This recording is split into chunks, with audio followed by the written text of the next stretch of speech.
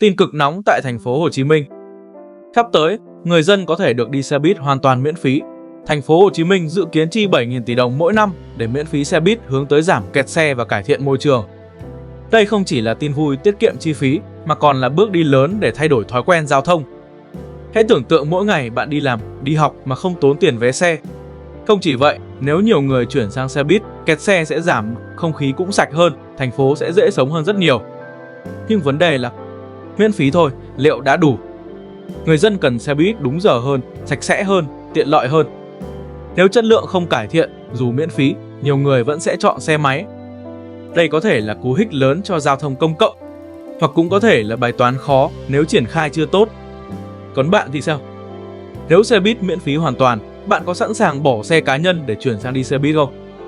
Comment ngay bên dưới và đừng quên like, đăng ký kênh để cập nhật tin nóng mỗi ngày.